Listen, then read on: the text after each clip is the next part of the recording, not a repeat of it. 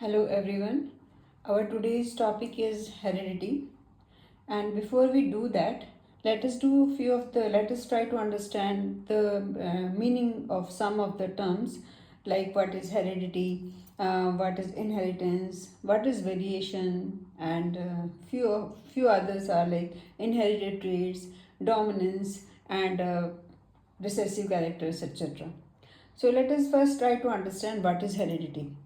As we all know that human beings have some recognizable features, like हमारी height होती है, complexion, and shape of hair, color of eyes, etc. So many features, है ना, जो कि हम जिससे अपने पेरेंट्स से रिजेंबल करते हैं या ह्यूमन बींग्स आपस में रिजेंबल करते हैं. तो these all are called traits और कैरेक्टर्स. ठीक है. सो जो ये ट्रेट्स हैं, कैरेक्टर्स हैं, इसका from the parents to the next generation जो ट्रांसमिशन होता है, दैट इज कॉल्ड हेरिडिटी.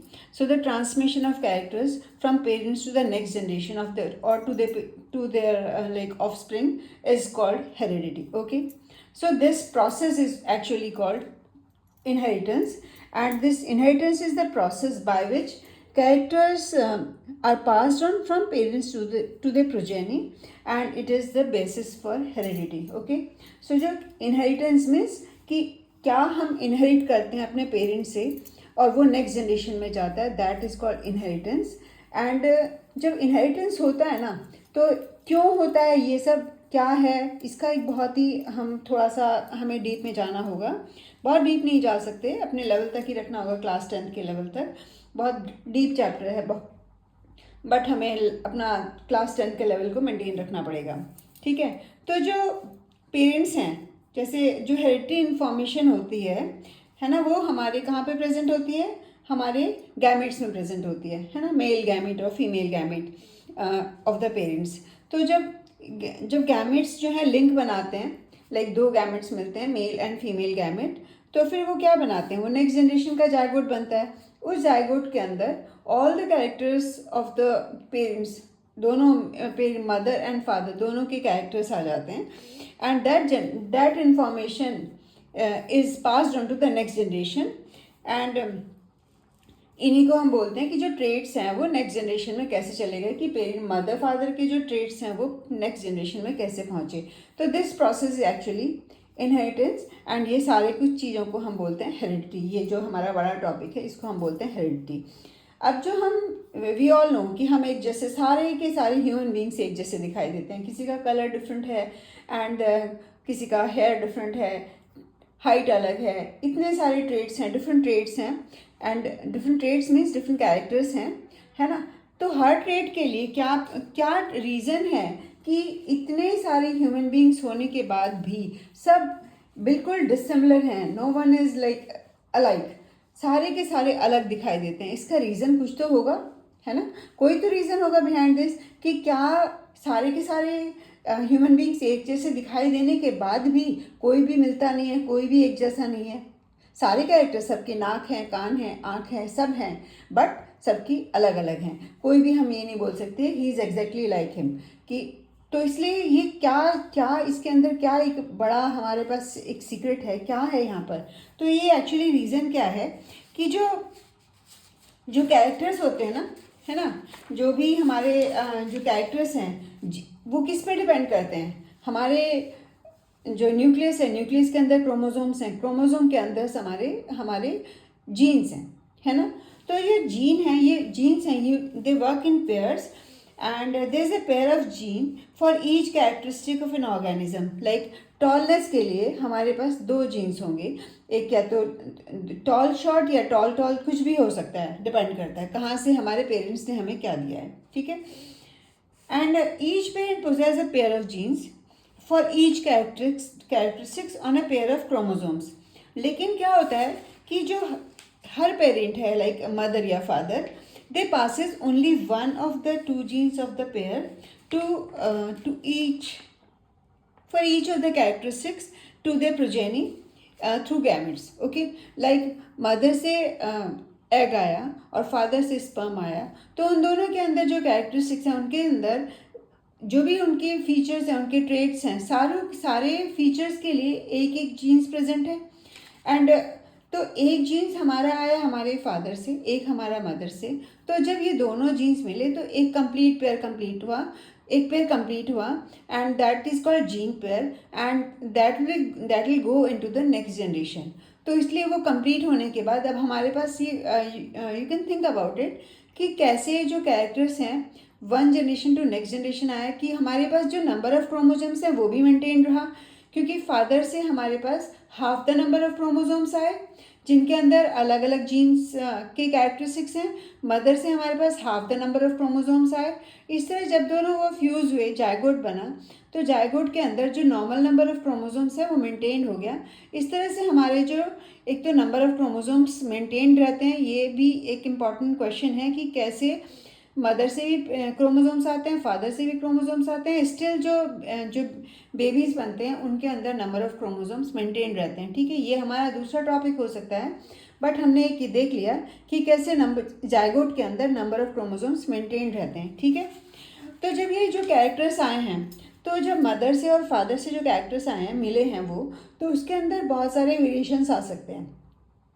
यही एक बेसिक थ्योरी है हमारी फॉर द सेक्सुअल रिप्रोडक्शन, जिसके अंदर वेरिएशंस बहुत ज़्यादा एक्यूमुलेट होते चले जाते हैं हर generation to generation. Like father के अंदर जो अपनी प्रीवियस जनरेशन से जो वेरिएशंस एक्यूमुलेट होते चले आ रहे थे, और मदर के अंदर भी जो वेरिएशंस एक्यूमुलेट होते चले आ रहे थे, वो सारे हमारी नेक्स्ट जनरेशन में सारे जाके इकट्ठे हो जाते हैं।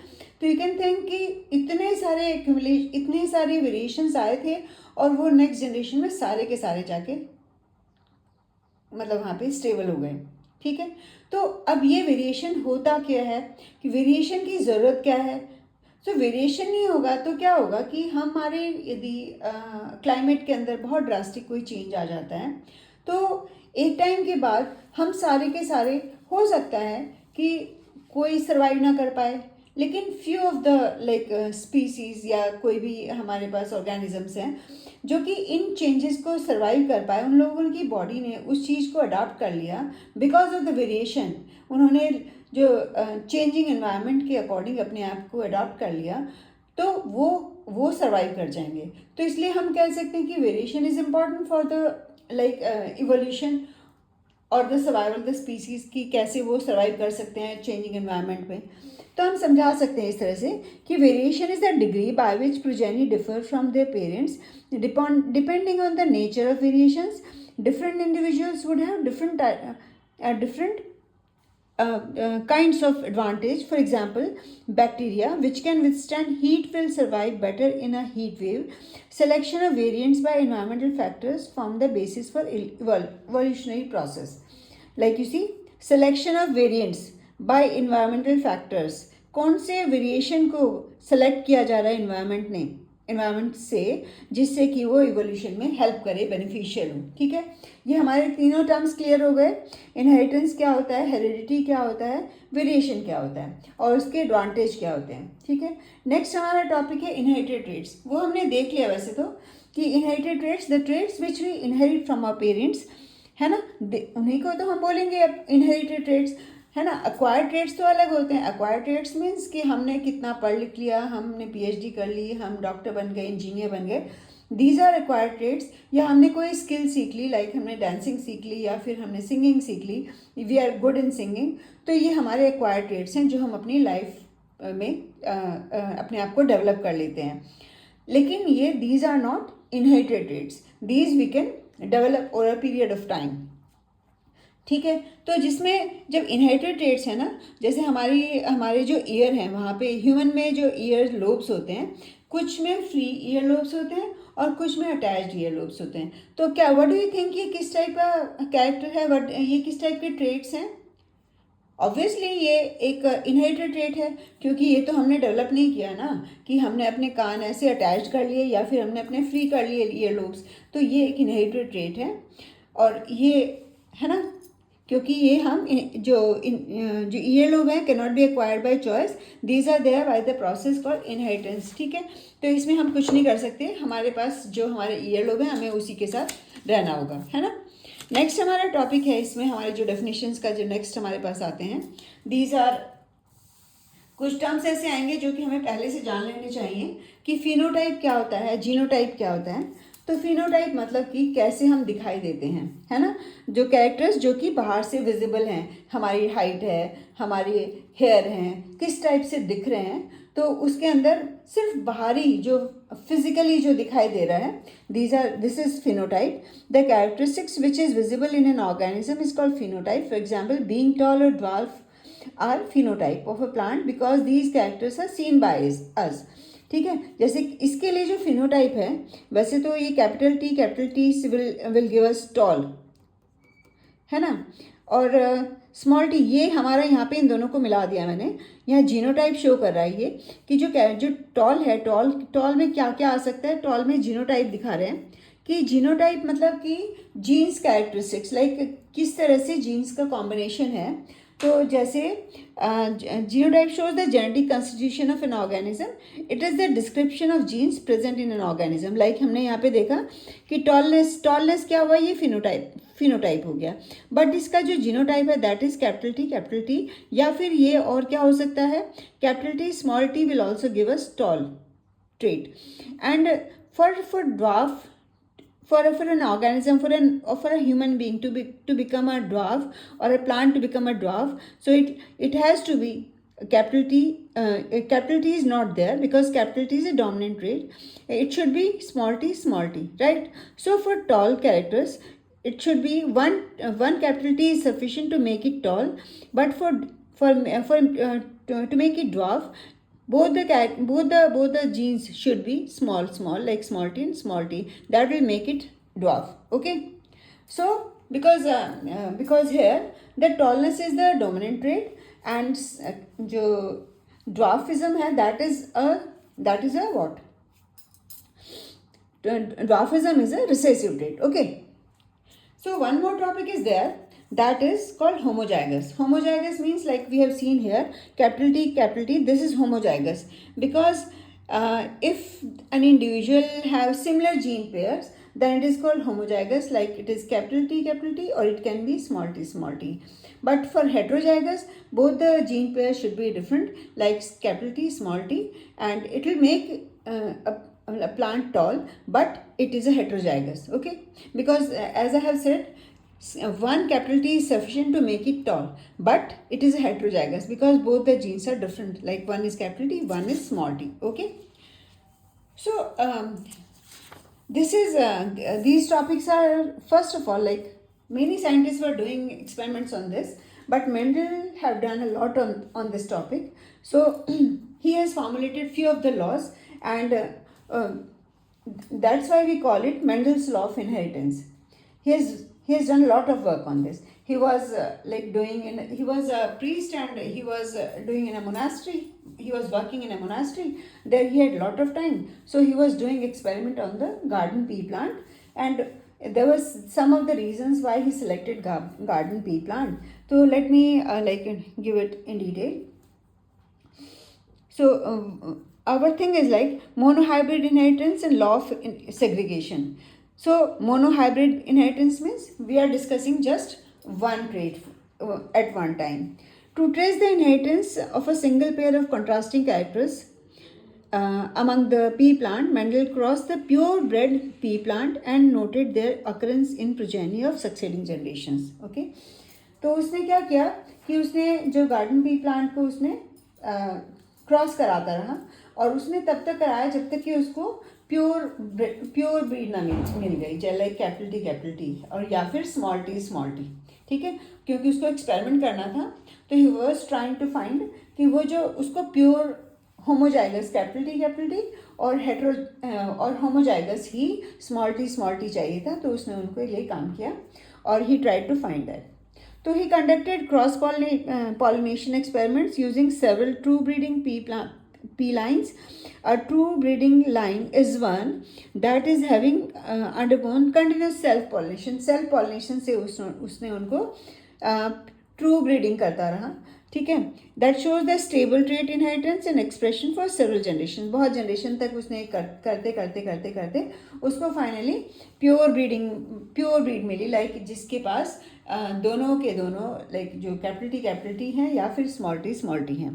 तो मेंडल ने पी प्लांट को सिलेक्ट किया, उसके पीछे भी कुछ रीजंस थे, क्योंकि उसने जैसे ही selected 14 true breeding pea plant varieties. वो कौन कौन से थे, ये देखिए यहाँ पे हमारे पास, यहाँ पे मैंने बताया चार्ट के फॉर्म में रेडी किया है। तो इसमें देखो यहाँ पे कि उसने कुछ कंट्रास्टिंग कैरेक्टर्स हैं पी प्लांट के अंदर, जिसकी वजह से उसने उसको सिलेक्ट किया, क्योंकि इसके पास बहुत सारे कंट्रास्टिंग कैरेक्टर्स हैं। लाइक सीड शेप, यहाँ पे राउंड सीड्स भी हो सकते हैं, रिंकल सीड्स भी होते हैं, दोनों फीचर्स डिस्टिंग्विशेबल हैं, है ना। सीड कलर भी yellow colour and green colour है, तो यहाँ पे भी हम इजीली इसको डिस्टिंग्विश कर सकते हैं कि colour of the seeds can be yellow और green, and flower colour is there violet और white, and pod shape is full और constricted, and pod colour is green और येलो, एंड ग्रीन कलर और yellow है ना, seed colour, pod color, okay, these two are different things, like pod color, seed color, these two are different things, and flower position can be axial or terminal, and stem height can be tall or dwarf. These are few of the contrasting characters जिसकी वजह से Mendel ने इसको select किया P को, है ना। एक तो ये था कि उसके पास पी में बहुत सारे कॉन्ट्रास्टिंग कैरेक्टर्स थे, तो इसलिए उसने उसको इजीली, जिससे कि इजीली उसको वो रीड कर पाए, इसलिए कोई ना कोई कैरेक्टर तो अपीयर होगा ही, इसलिए उसने उसको लिया। साथ में फिर उसने देखा कि उसने जो उसका नेक्स्ट था कि उसने ही first crossed, you see Mendel first crossed purebred tall pea plant with purebred dwarf pea plant and grow them to generate plants of first hybrid generation, और उसको उसने बोला F1 generation, F1 progeny, F1 generation, okay. So Mendel ने देखा कि जो उसका जो F1 वाला क्रॉस है ना, देखिए यहाँ पे है ना, ये पेरेंटल क्रॉस है। यहाँ पे पेरेंटल फिनोटाइप हुआ, फिनोटाइप मतलब वो कैसे दिखाई दे रहे हैं, tall plant and dwarf plant. उनके फैक्टर्स हो गए कैपिटल टी एंड ड्वार्फ के हो गए स्मॉल टी। यहाँ से जो गैमेट्स बनेंगे वो प्योर ही है बिल्कुल, इसलिए गैमेट्स भी capital T and small T. फिर उसने उन दोनों को क्रॉस किया ड्यूरिंग फर्टिलाइजेशन। तो यहाँ से जो हमारा जो क्रॉस हुआ है ना, तो यहाँ पे यू कैन सी लाइक मैंने फर्स्ट वाला जो गैमेट है उससे बाकी जो ड्वार्फ के दोनों गैमेट्स को मैंने क्रॉस कराया, तो मुझे यहाँ पे एक जीनोटाइप मिली है कैपिटल टी स्मॉल टी। तो F1 जनरेशन में जो फिनोटाइप है, यू सी सारे के सारे टॉल आए हैं, क्योंकि सबके अंदर जो है एक कैपिटल टी एक स्मॉल टी है। तो मैंने भी बताया था कि एक टॉल बनाने के लिए, बिकॉज टॉलनेस वी से कि it is a dominant trait, तो 1 capital T is sufficient to make the plant tall. तो ये हमारी इसकी जीनोटाइप हो गई और यहाँ पे फिनोटाइप हो गई। तो इसी कि सारे के सारे जो 100% प्लांट हैं, सारे के सारे टॉल आए हैं F1 जनरेशन में, ठीक है। फर्स्ट प्रोजेनी में सारे प्लांट्स टॉल आए हैं, ठीक है। तो यहाँ पे हम देखेंगे कि he observed that F1 always resembled to that of one of the parent tallness. The trait of the other parent plant like dwarfness did not show up in the progeny of the first generation. यहाँ पे जो dwarf characters है वो आया नहीं, कोई भी plant short नहीं था, सारे के सारे टॉल थे। जो ओनली जो डोमिनेंट ट्रेट है वही एक्सप्रेस हो पाया F1 जनरेशन में, है ना। यहाँ पे मैंने दिखाया, देखिए ये टॉल प्लांट है, उसके पास जो कैरेक्टर्स हैं उसका ये टॉल, ये इसका फिजिकल अपीयरेंस है, और कैपिटल टी उसका जीनोटाइप है। ड्वार्फ के लिए ये देखो छोटा बनाया, एंड स्मॉल टी इनको मैंने क्रॉस कराया, तो सारे के सारे जो प्लांट्स हैं वो टॉल आ गए, ठीक है। तो ये पेरेंटल जनरेशन थी, F1 जनरेशन है।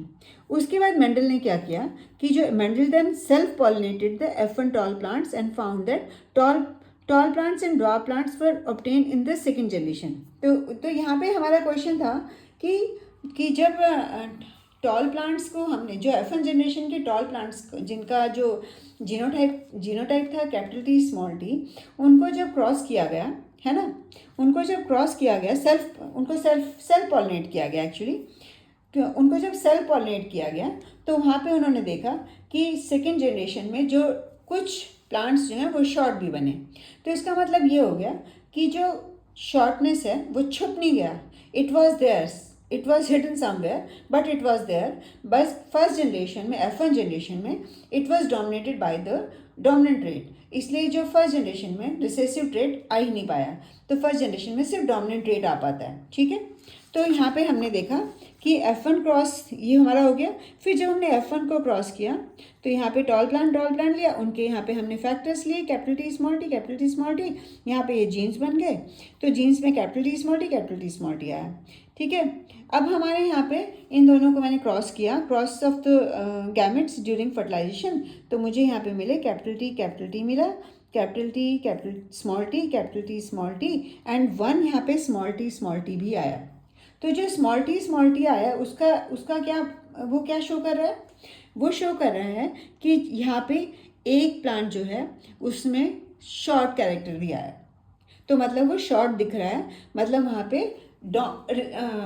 कैपिटल टी नहीं है, दैट्स वाई वो दिख पा रहा है, अदरवाइज तो दिखता ही नहीं, क्योंकि एक की भी कैपिटल टी होता तो वो उसको छिपा देता, उसको वो अपीयर नहीं हो पाता, है ना। तो यहाँ पे सारे के सारे जो जीनोटाइप हैं, you see genotype of the F2 like F2 generation ना, तो F2 जनरेशन के फिनोटाइप में सारे 3 टॉल आ गए हमारे, टॉल एंड 1 शॉर्ट आ गया। तो इसकी रेशियो आ गई, जो फिनोटाइपिक रेशियो है जो दिखाई कैसे दे रहे हैं, तो वो रेशियो आ गई 3:1, और जो जीनोटाइपिक रेशियो है of the monohybrid cross that is 1:2:1। मतलब यहाँ पे ये वाला जो टॉल है that is pure capital T and 2 यहाँ पे मिक्सड है कैपिटल टी स्मॉल टी, और जो यहाँ पे स्मॉल टी है, मतलब ये जीनोटाइपिक रेशियो है। ठीक है, ये समझ आ गए। ओके, नेक्स्ट पे जाते हैं हम, एक बार ये भी देख लेते हैं कि क्या हमारा डोमिनेंट और रिसेसिव ट्रेट्स होते हैं। फर्स्ट थोड़ा यहाँ पे एक बार कुछ पॉइंट्स हैं यहाँ पे डिस्कस कर लेते हैं। Mendel noted that dwarf trait of the parent plant that was disappeared in the F1 progeny reappeared in the second generation. Mendel called this recessive trait. Mendel noted that all the pea plants of the F1 generation were either tall or dwarf. There were no plant of intermediate height. They showed that traits are independently inherited. है ना, कि जो हर trait है like tallness है या dwarfness है वो independently inherit हो रहा है, ऐसा नहीं हो रहा कि एक दूसरे को छिपा दे रहा है ना, कभी ना कभी in the life time it will appear, है ना। तो the result of monohybrid cross enabled Mendel to formulate his first law of inheritance which is called the law of segregation, है ना, कि कैरेक्टर सेग्रीगेट होते हैं, है ना, सारे के सारे ऐसा नहीं होता इकट्ठे होके चलते हैं, वो सेग्रीगेट होते हैं और वो कभी ना कभी वो अपीयर जरूर होते हैं। ठीक है, फिर है लॉ ऑफ सेग्रीगेशन कहता है the characteristics of an organism are determined by internal factors which occur in pairs, only one of the pair of such factors can be present in a single gamete, है ना, एक gamete के अंदर one pair present, only one of a pair, मतलब pair में से one ही present होता है और वो ही फिर हमारा इनहेरिट होता है। Like a purebred pea plant, tall has 2 factors capital T for the traits of tallness, and a purebred pea plant dwarf has 2 factors small t for the trait of shortness। ठीक है, ये हो गया। ठीक, next हमारा आता है dominant और रिसेसिव ट्रेट्स के अंदर थोड़ा सा डिफरेंस देख लेते हैं जल्दी से, है ना, जो कि मैंने वैसे तो एक्सप्लेन कर दिया है, but still the traits which decide the appearance of an organism even in the presence of another gene is known as dominant gene। ठीक है, the gene which can decide the appearance of an organism only in the presence of another identical gene, that is called recessive gene। it dominates, यहाँ पे dominant में क्या होगा कि it dominates the recessive gene for the same characteristics on the other chromosomes of the pair, और dominant पे gene is represented by capital letter, in pea plant dominant gene for tallness is capital T, और recessive में हम देखेंगे कि single recessive gene can not decide the appearance of the organism, है ना, जैसे कि हमने डिस्कस किया था कि कैपिटल टी और स्मॉल टी यदि प्रेजेंट है तो it will become a tall, लेकिन रिसेसिव होने के लिए both should B small T. ठीक है, और ये हमेशा स्मॉल जो रिसेसिव जीन है that is always represented by small letter, और recessive gene for dwarfness is small T. ठीक है, ये हमारा हो गया इतना। नेक्स्ट हमें देखना है कि मान लिया हमने डायहाइब्रिड क्रॉस करते हैं, तो डायहाइब्रिड क्रॉस क्या होता है कि जहाँ पे दो कैरेक्टर्स एक बार में लिए जाते हैं, है ना। जैसे कि यहाँ पे देखो कि यहाँ पे हमने जो लिया है ना, पेरेंटल क्रॉस में हमने किसको लिया है, पेरेंटल फिनोटाइप हमने लिए है, जहाँ पे कि प्लांट्स के अंदर राउंड और येलो सीड्स हों, ठीक है। तो क्योंकि राउंड और येलो दोनों सीड्स जो हैं वो डोमिनेंट ट्रेट है, तो हमने यहाँ पे ऐसा प्लांट लिया जिसके पास राउंड और येलो सीड्स हैं, और दूसरा प्लांट हमने ऐसा लिया जिसके अंदर रिंकल सीड्स हैं और वो येलो है। नहीं, रिंकल्ड और ग्रीन है ना यहाँ पे, okay, this is green, wrinkled और साथ में ग्रीन। तो एक हमने लिया है राउंड येलो सीड्स और दूसरा हमने लिया है रिंकल्ड ग्रीन सीड्स, ठीक है। ये रिसेसिव ट्रेट है, रिंकल्ड और ग्रीन रिसेसिव ट्रेट है। तो जब इसके फैक्टर्स बने, तो फैक्टर्स यहाँ पे बने, हमने राउंड के लिए कैपिटल आर लिया, क्योंकि मैंने बताया यहाँ पे क्योंकि डोमिनेंट रेट है तो ये कैपिटल आर आ गए। फिर इसके बाद येलो के लिए कैपिटल वाई, ये भी हमारा डोमिनेंट रेट है। और जो रिसेसिव है वो हमने ले लिया स्मॉल आर, और this is for green, and small Y for wrinkled seeds, ठीक है। अब इनके हमने गैमेट्स बनाए, तो gametes will be like capital Y, ये हमारा फर्स्ट गैमेट हुआ।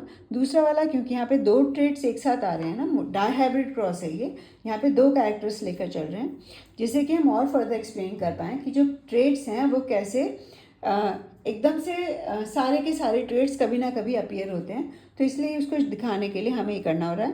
तो साथ में हमने दूसरा वाला बना लिया, फिर हमने रिसेसिव के भी उसी तरह बना लिए, उसके भी गैमेट्स आ गए, रिसेसिव में भी गैमेट्स आए स्मॉल आर स्मॉल वाई, ठीक है। नेक्स्ट हमने देखा कि जब हमने यहाँ पे हमने क्रॉस किया ना, तो ये बना हमारा, जब हमने कैपिटल वाई और स्मॉल आर वाई को हमने क्रॉस किया, तो उनका जो फ्यूजन से बन रहा है हमारा, वो बना कैपिटल आर और कैपिटल वाई स्मॉल वाई, ठीक है। फिर हमारे बाकी बने हैं कैपिटल आर, सारे के सारों में वही आएगा, capital R capital Y small Y, सब वही बनेंगे, ठीक है। F1 जनरेशन के सारे गैमेट्स में सेम आएगा, और जो सारे के सारे की उनकी फिनोटाइप होगी that will be round yellow, है ना। तो यहाँ पे सारे राउंड येलो ही मिलेंगे हमें। उसके बाद हमारा यहाँ पे बना है नेक्स्ट, क्या आ रहा है,